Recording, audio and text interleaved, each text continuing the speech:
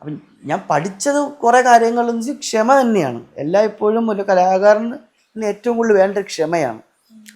അവനെ തേടി വരുമ്പോൾ അത് വലിയ അവനെന്താണോ തേടിയ അവസരം എപ്പോഴാണോ വരുന്നതെന്ന് പറയാൻ പറ്റില്ല. പിന്നെ ആരെയും കുറച്ച് കാണരുത്. എപ്പോഴാണ് അവരുടെ ജീവിതം മാറുന്നതെന്നും പറയാൻ പറ്റില്ല. ഇങ്ങനെ അങ്ങ് കൊണ്ടുപോവുകയും ചെയ്യും. ഒറ്റയടിക്കുന്നത് താഴെയും വരും. ആ താഴെ വന്ന് കഴിഞ്ഞാൽ പിന്നെ ഒരു നിമിഷം മതി മേളിലോട്ട് കയറി പോവാനും. ഞാൻ മേളിലോട്ട് കയറി പോകാൻ ഉദ്ദേശിച്ചത് എല്ലാ അർത്ഥത്തിലും അവൻ്റെ ജീവിതത്തിൽ എല്ലാ സന്തോഷത്തിലും എത്താൻ പറ്റും. അപ്പോൾ അതുകൊണ്ട് അഹങ്കരിക്കാതിരിക്കുക. പിന്നെ ഈ പറഞ്ഞ പോലെ വന്ന വഴികൾ മറക്കാതിരിക്കുക. അതൊക്കെ തന്നെയാണ്. ഞാൻ അങ്ങനെയൊക്കെ ചിന്തിച്ച് എൻ്റെ ജീവിതം വളരെ സത്യസന്ധമായി മുന്നോട്ട് കൊണ്ടുപോകുന്ന ഒരാളാണ് ഞാൻ. പിന്നെ തെറ്റിദ്ധാരണകൾ വരാം. തെറ്റിദ്ധാരണകൾ ഒരുപാട് പേർക്ക് ഉണ്ടായിട്ടുമുണ്ട്. അവരെന്തു പറയും, അവരെന്ത് ചിന്തിക്കും, മറ്റുള്ളവരെന്ത് പറയുന്നു എന്നുള്ള ചിന്തയിൽ ജീവിച്ച് പോയി കഴിഞ്ഞാൽ അത് ഭയങ്കര ഒരു അത് നമ്മളോട് തന്നെ ചെയ്യുന്നൊരു വലിയൊരു തെറ്റാണെന്ന് എനിക്ക് തോന്നിയത് കൊണ്ട് ഞാൻ എങ്ങനെയാവണം എന്നുള്ളത് എൻ്റെ തീരുമാനത്തിൽ ഞാൻ വളരെ പെർഫെക്റ്റ് ആയിട്ട് തന്നെയാണ് പൊയ്ക്കൊണ്ടിരിക്കുന്നത്. എൻ്റെ അഭിനയ ജീവിതത്തിൽ എനിക്ക് യാതൊരു തരത്തിലുള്ള ഒരു കോട്ടവും പറ്റിയിട്ടില്ല. എൻ്റെ ഓരോ സിനിമകളും എനിക്ക് ഓരോ മെറ്റീരിയൽസാണ്. ഓരോ സിനിമയിൽ നിന്ന് ഓരോന്നും പഠിക്കാൻ പറ്റുന്നുണ്ട്. ഇപ്പം തന്നെ ലാസ്റ്റ് ഇറങ്ങാൻ പോകുന്ന സിനിമ അനന്തൻകാട് എൻ്റെ കരിയറിലെ ഏറ്റവും ബിഗ് ബഡ്ജറ്റ് പടമാണ്. ഏറ്റവും ബിഗ് ബഡ്ജറ്റ്. എൻ്റെ കഴിഞ്ഞ 8 കൊല്ലത്തെ കരിയറിൽ ഏറ്റവും ബിഗ് ബഡ്ജറ്റ് മൂവിയാണ് അനന്തൻകാട്. അനന്തൻകാടിൽ വളരെ സ്ട്രോങ് ആയിട്ടുള്ളൊരു കഥാപാത്രമാണ് ഞാൻ ചെയ്തിരിക്കുന്നത്. അപ്പം ആ സിനിമ തിയേറ്ററിലെത്തുമ്പോൾ എനിക്ക് നല്ല വിശ്വാസമുണ്ട്. ഞാൻ ഇതുവരെ ചെയ്തിട്ടുള്ള കഥാപാത്രങ്ങളിൽ നിന്ന് ഡിഫറെൻ്റ് ആയിരിക്കും ആ കഥാപാത്രം. അതൊരു പക്ഷേ ജനങ്ങളുടെ ഇടയിലേക്ക് കുറച്ചുകൂടി ഈസി ആയിട്ട് ഇറങ്ങിപ്പോകും എന്നുണ്ട്. പിന്നെ ഈ അവസരങ്ങൾ നഷ്ടപ്പെട്ടു എന്ന് പറയുന്നത് മറ്റൊന്നും കൊണ്ടായിരിക്കില്ല. നഷ്ടപ്പെട്ടു എന്നുള്ള വാക്കല്ല, കുറഞ്ഞു. അത് നമ്മൾ മുമ്പ് ചെയ്ത കഥാപാത്രങ്ങളുടെ ഒരു കാറ്റഗറി വെച്ചിട്ടായിരിക്കും. ചിലപ്പോൾ ഞാൻ ചെയ്തിട്ടുള്ള ഒരു കഥാപാത്രം ഇഷ്ടപ്പെടാത്തവരും ഉണ്ടാവും, ഇഷ്ടപ്പെട്ടവരും ഉണ്ടാവും. അവരെ ഇഷ്ടപ്പെടുന്ന രീതിയിൽ നല്ല നല്ല സിനിമകളും അല്ലെങ്കിൽ നല്ല നല്ല കഥാപാത്രങ്ങളും ചെയ്യുമ്പോഴാണ് നമുക്ക് അവസരങ്ങൾ കൂടുതൽ വരുന്നത്. ശരിയല്ലേ?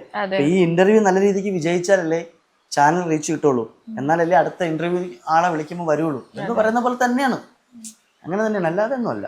ചേട്ടൻ പറഞ്ഞല്ലോ ഒരുപാട് സ്ഥലത്ത് തല കുനിച്ച് നിൽക്കേണ്ട വന്നിട്ടുണ്ടെന്ന്.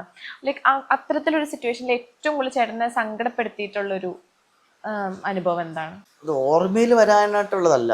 ചില കാര്യങ്ങൾ നമ്മൾ മറക്കാൻ ആഗ്രഹിച്ചാൽ അത് നമ്മുടെ ഉള്ളിൽ തന്നെ ഉണ്ടാവും. അത്രയും സങ്കടപ്പെടുത്തിയിട്ടുള്ള കാര്യമാണെങ്കിൽ സങ്കടപ്പെടുത്തിയിട്ടുള്ള കാര്യങ്ങൾ എന്ന് പറയുമ്പോൾ നമ്മൾ സിനിമയിൽ വന്നതിന് ശേഷം ഒന്നുള്ളതല്ല. മൊത്തത്തിൽ ജീവിതത്തിൽ നമ്മൾ ചെയ്യാത്ത കാര്യം പറയുക, നമ്മൾ തെറ്റ് ചെയ്തിട്ടില്ല എന്നാലും നമ്മൾ അതിനെ വളച്ചൊടിക്കുക, മോശക്കാരനാക്കുക, അങ്ങനെയൊക്കെയുള്ള ചില ആൾക്കാർക്ക്, ചില വ്യക്തികൾക്ക് നമ്മൾ അറിഞ്ഞുപോലും കൂടായിരിക്കാം. അറിഞ്ഞുകൊണ്ട് ഇപ്പോൾ ഒരാൾക്ക് നമ്മൾ അറിഞ്ഞുകൊണ്ട് ഇവനെ നശിപ്പിക്കണമെന്ന് വിചാരിച്ചാൽ ആയിക്കോട്ടെ. പക്ഷെ ഒരു ബന്ധവും കാണില്ല. ഇവൻ്റെ ജീവിതം എന്താണെന്നോ ഇവൻ വന്ന വഴികൾ എന്താണെന്നോ ഇവൻ്റെ ഇപ്പോഴത്തെ അവസ്ഥ എന്താണോ ഒന്നും അറിയില്ല.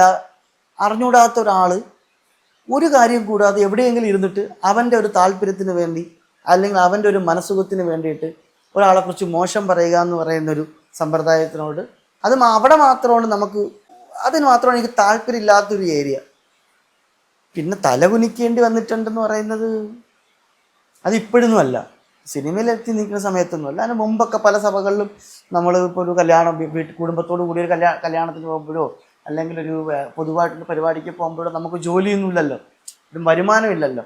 ഇത് തന്നെയാണല്ലോ. അപ്പം ഇതുകൊണ്ട് എങ്ങനെ ജീവിക്കും, ഇങ്ങനെ നടന്നാൽ മതിയോ എന്നൊക്കെ ഉള്ളൊരു ആരോപണങ്ങളൊക്കെ ഉണ്ടായിട്ടുണ്ട് ജീവിതത്തിൽ. പക്ഷെ അവർക്കെല്ലാവരും ഉത്തരങ്ങൾ ഇപ്പം നൽകാൻ പറ്റുന്നുണ്ടല്ലോ എനിക്ക്. അത് വലിയ കാര്യമല്ലേ. ഇപ്പം തെറ്റിദ്ധരിക്കപ്പെടുന്നു എന്ന് പറഞ്ഞല്ലോ. ഇപ്പം ബിഗ് ബോസിൽ ഇപ്പം ഇൻ കേസ് ചേട്ടൻ പോവുകയാണെങ്കിൽ തന്നെ ശരിക്കും നമ്മൾ അവിടെ ചെയ്യുന്ന പോസിറ്റീവ് കാര്യങ്ങൾ ഒന്നും ചിലപ്പം പുറത്തേക്ക് അവർ എങ്ങനെ നമ്മൾ പോർട്രേ ചെയ്യണേന്ന് പറയാൻ പറ്റില്ല. അപ്പൊ അത് എങ്ങനെയായിരിക്കും എന്ന് ചിന്തിച്ചിട്ടുണ്ടോ? ഇല്ല, ബിഗ് ബോസ് എന്ന് പറയുന്ന ഷോ അതാണ്. അത് മനസ്സിലാക്കി വേണം എൻ്റെ അകത്ത് പോകാൻ. എന്തു കാര്യങ്ങളും നമുക്ക് ചിലപ്പം നേരിടേണ്ടി വരും. അതുകൊണ്ട് അതിനെക്കുറിച്ചല്ല, അത് മനസ്സിലാക്കി നിൽക്കുക എന്നുള്ളതാണ്. അതിനെക്കുറിച്ച് വറീഡായിട്ട് അത് അങ്ങനെ വരും എന്ന ബോധം ഉള്ളത് കൊണ്ടല്ലേ നമ്മൾ ആ അറിവോട് കൂടിയല്ലേ ഷോയ്ക്കകത്തേക്ക് പോകണം. അപ്പം പിന്നെ അതിനെ ഓർത്ത് വിഷമിക്കേണ്ട കാര്യമൊന്നുമില്ല. അന്ന് എൻ്റെ വഴിക്ക് വിട്ടേക്കാം, അത്രേ ഉള്ളൂ. ചേട്ടൻ ലൈഫിൽ ഭയങ്കര സെൻസിറ്റീവ് ആയിട്ടുള്ള ഒരാളാണോ? പെട്ടെന്ന് അങ്ങനെ വിഷമമൊന്നും വരില്ല. ഇല്ല അങ്ങനെ ഉണ്ടാവാറില്ല. ഭയങ്കരമായിട്ട് അങ്ങനെ സങ്കടമോ അല്ലെങ്കിൽ പെട്ടെന്ന് അങ്ങനെയൊന്നും ഉണ്ടാവാറില്ല. എല്ലാം നമുക്ക് ഏറ്റവും സങ്കടം വന്നു കഴിഞ്ഞാൽ അത് എങ്ങനെയാ ചേട്ടൻ അത് ഹാൻഡിൽ ചെയ്യുന്നത്? സങ്കടം കരയേണ്ടി വന്നാൽ കരഞ്ഞല്ലേ പറ്റുള്ളൂ. എന്നാലും അതാണ് ആ അപ്പോഴത്തെ അവസ്ഥ എന്താണോ അതനുസരിച്ചായിരിക്കും നമ്മൾ ആ വിഷയത്തിനെ ഹാൻഡിൽ ചെയ്യുന്നത്. കരച്ചിൽ വന്നാൽ നമ്മൾ കരയും, ചിരിക്കാൻ തോന്നിയാൽ ചിരിക്കും, ശരി. ദേഷ്യം വന്നാൽ ദേഷ്യം പെടും. അത് നോർമൽ ഒരു മനുഷ്യന്റെ രീതി അങ്ങനെയാണല്ലോ. പക്ഷെ എന്നാലും ആവശ്യമില്ലാത്ത കാര്യങ്ങൾക്കൊന്നും അങ്ങനെ കരയാറുമില്ല, പ്രതികരിക്കാറുമില്ല. സങ്കടം വന്നത് ഏറ്റവും കൂടുതൽ ഷെയർ ചെയ്യുന്നത് ആരോടാ? ഞാൻ എൻ്റെ വൈഫിനോടാണ് കൂടുതലും ഷെയർ ഷെയർ ചെയ്യാറ്. ചേട്ടൻ അങ്ങനെ അധികം സെൻസിറ്റീവ് ആയിട്ടുള്ള ഒരാളല്ല എന്ന് പറഞ്ഞു. അപ്പൊ ഇനിയിപ്പോ ബിഗ് ബോസിൽ പോവുകയാണെങ്കിൽ തന്നെ ലൈക്ക് അവിടെ ഓരോരുത്തർക്കും ഓരോ സ്ട്രാറ്റജി ആയിരിക്കും. ലൈക്ക് ടാർഗറ്റിംഗ് ഉണ്ടാവും, ഗ്രൂപ്പിസം ഉണ്ടാവും. അപ്പം അവിടെ നമുക്ക് ചിലപ്പം നമ്മുടെ സങ്കടങ്ങൾ ഷെയർ ചെയ്യാൻ പോലും നമുക്ക് ഒരാളെ കിട്ടിയെന്ന് വരില്ല. അപ്പൊ അതൊക്കെ എങ്ങനെ ഡീൽ ചെയ്യുമെന്ന് ചിന്തിച്ചിട്ടുണ്ടോ? അങ്ങനെയൊന്നും സംഭവിക്കാതിരിക്കട്ടെ, എല്ലാവർക്കും സ്നേഹം ഉണ്ടാവട്ടെ. അല്ല എന്നാലും ലൈക്ക് നമ്മളാണെങ്കിൽ എല്ലാ വശവും ചിന്തിക്കണമല്ലോ. ഇപ്പം 100 ദിവസം ഞാൻ ഇവിടം വരെ എത്തി നിൽക്കുമ്പോൾ നിങ്ങൾക്ക് മനസ്സിലാക്കാൻ പറ്റും. ഞാൻ ഇവിടം വരെ എത്തി നിൽക്കുന്നത് ഒറ്റയ്ക്കല്ലേ, എൻ്റെ കൂട്ടത്തിൽ ആരും ഉണ്ടായിരുന്നില്ല. എൻ്റെ ആദ്യ സിനിമ അങ്കമാലി ഡയറീസ് വളരെ ഉദാഹരണമല്ലേ. ബാക്കി എല്ലാ ആൾക്കാരും അങ്കമാലിക്കാരാണ്, ഞാൻ മാത്രമാണ് തിരുവനന്തപുരംകാരൻ ഇല്ലേ. എന്നിട്ട് ഞാൻ ഇവിടം വരെ എത്തി നിൽക്കുന്നില്ലേ. ഞാൻ ഒറ്റയ്ക്ക് വന്ന ആളല്ലേ. അതുകൊണ്ട് എനിക്ക് അങ്ങനെ വലിയ പ്രശ്നങ്ങളൊന്നും വരില്ല, വലിയ വിഷമങ്ങളും വരില്ല. ചിലപ്പോൾ അവർ എനിക്കൊപ്പം ഒരുക്കി നിൽക്കാൻ പോണം എല്ലാവരും. അങ്ങനെ ചിന്തിക്കുക, എല്ലാവർക്കും ഒപ്പം നമ്മൾ വേണം. ഒറ്റപ്പെടൂല ഞാൻ ഒരിക്കലും. അഥവാ എന്നെ ഒറ്റപ്പെടുത്തിയാൽ അവർക്ക് നല്ലൊരു സുഹൃത്തിനെ നഷ്ടപ്പെടുന്നു, അവർക്ക് എന്നെ പോലത്തെ നല്ലൊരു കണ്ടസ്റ്റൻറ്റുമായിട്ട് ഒരുമിച്ച് പോകാൻ പറ്റിക്കാണത്തില്ല എന്നുള്ള മാത്രമേ ഉള്ളൂ. പക്ഷെ എന്നാലും ഞാൻ പോവാം അങ്ങോട്ട് സന്തോഷത്തോടെ. പിന്നെ എനിക്ക് വേണം, അവരൊക്കെ എല്ലാവരും വേണം എനിക്ക്. എന്നാലും ഉണ്ട് നമുക്ക് മുമ്പിലോട്ട് ജീവിച്ചു പോകാൻ പറ്റുള്ളൂ. എന്ന് വെച്ച് കഴിഞ്ഞാൽ ആരെയും വെറുപ്പിക്കാതെ നിൽക്കുക എന്നുള്ളതാണ്. ഇപ്പം എല്ലാവരും എന്നെ ഒറ്റപ്പെടുത്തി കളഞ്ഞു എന്ന് വെച്ച് എനിക്ക് വിഷമം വരാതിരിക്കാനുള്ള കാരണം ഞാൻ നേരത്തെ പറഞ്ഞ പോലെ ഞാൻ ഒറ്റയ്ക്ക് വന്ന് നിർത്തുന്ന നിലയ്ക്ക് എനിക്ക് അത് ഹാൻഡിൽ ചെയ്യാൻ പറ്റും എന്ന് കരുതി എന്നാലും എല്ലാവർക്കും ഇവർക്ക് ആർക്കും എന്നെ വേണ്ട, ഞാൻ ഒറ്റയ്ക്ക് നിന്നോളാം എന്ന ചിന്തയിൽ നിൽക്കാൻ പാടില്ല. ഒരു വീട്ടിൽ കയറി ചെല്ലുമ്പോൾ അവരെയും കൂടെ നമുക്കൊപ്പം കൊണ്ടുവന്ന് നമ്മൾ ഒരുമിച്ചുള്ളൊരു ജേണി ആയിരിക്കണം. അതായിരിക്കണം ആഗ്രഹിക്കേണ്ടത്. ലൈക്ക് ഇപ്പൊ അവിടെ പോവുകയാണെങ്കിൽ തന്നെ ചേട്ടൻ്റെ ഏറ്റവും വലിയൊരു ടാസ്ക് എന്തായിരിക്കും? ഏറ്റവും വലിയ ടാസ്ക് എന്താണ്, ഇവരെ പഠിക്കുക എന്നുള്ളതാണ്.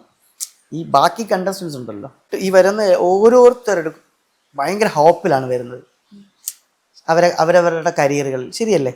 ഇപ്പം ഞാനാണെങ്കിലും ഇപ്പം ഞാൻ കുറച്ച് നാളായി സിനിമയിലുണ്ട്, കുറച്ച് സിനിമകൾ ചെയ്തു.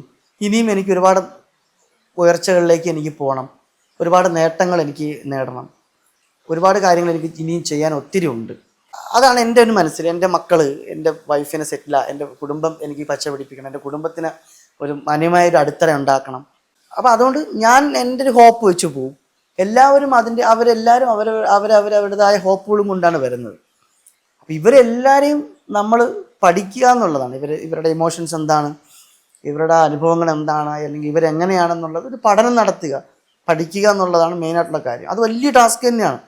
ഒരിക്കലും ഒരു ഓപ്പോസിറ്റ് ഇരിക്കുന്ന ഒരാളെക്കുറിച്ച് ഇത്ര സമയം നമ്മൾ തമ്മിൽ അങ്ങോട്ടും ഇങ്ങോട്ടും സംസാരത്തിൽ നിന്ന് എന്നെ മനസ്സിലാക്കണമെന്നില്ല, ഞാൻ എന്താണെന്ന് മനസ്സിലാക്കണമെന്നില്ല. അപ്പം കുറച്ച് ഡീപ്പായിട്ട് അവരുടെ ഇടയിലേക്ക് ഇറങ്ങിച്ചെന്ന് അവരെ മനസ്സിലാക്കണം, ഒന്നാമത്തെ കാര്യം. രണ്ടാമത്തെ കാര്യം, ഇത്രയും വലിയൊരു ഷോയാണ്, ഇത്രയും ലോകം മുഴുവൻ മലയാളികൾ കാണുന്നൊരു വലിയൊരു ഷോയാണ്. ആ ഷോ എന്താണെന്ന് എൻ്റെ അകത്ത് ചെല്ലുമ്പം അറിഞ്ഞിരിക്കണം. ആ ഷോയ്ക്ക് അകത്തുള്ള റൂൾസ് ആൻഡ് റെഗുലേഷൻസ്, ആ ഷോയുടെ സ്വഭാവ രീതി, ആ ഷോയുടെ ഒരു സ്റ്റൈൽ, അതൊക്കെ ഒന്ന് അറിഞ്ഞിരിക്കണം. അതൊക്കെ ആയിരിക്കും ഏറ്റവും വലിയ ടാസ്കുകൾ. ഓരോ ദിവസവും അതൊക്കെ സ്മൂത്തായിട്ട് പോകും. ഇവരെല്ലാവരെയും വ്യക്തമായിട്ട് പഠിച്ചാൽ തന്നെ നമുക്ക് വളരെ ഈസി ആയിട്ട് എല്ലാവരുമായിട്ട് നമുക്ക് പോകാൻ പറ്റും എന്നുള്ളതാണ് എൻ്റെ വിശ്വാസം.